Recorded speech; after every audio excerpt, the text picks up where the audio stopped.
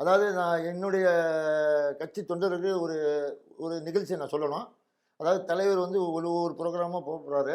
நம்ம அவருக்கு இடைஞ்சல் வெளியிலேருந்து யாரும் தப்பா நம்மள பேசாம, இடைஞ்சல் இல்லாம இந்த ஆர்வ கோளாறுலாம் தயவுசெய்து மரத்து மேலேறி அந்த மாரிலாம் புதுசா நீங்க வர்றதுனால நீங்க பண்ணிட்டீங்க.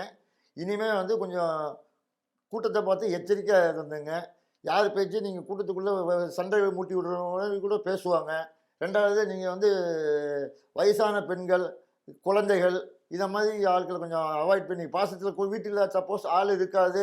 எங்க குழந்தைய பார்த்துக்க முடியல. அதான் நாங்க கூட்டு வந்தோம்னு சில பேர் என்கிட்ட பேசியிருக்காங்க.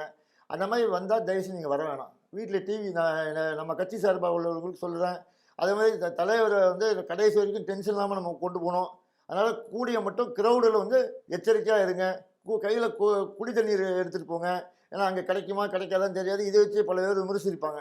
அதனால உங்களுக்கு ஏதாவது தேவை, போறவங்க யங்ஸ்டர் போறீங்க. உங்களுக்கு என்ன தேவையோ அத எடுத்துங்க.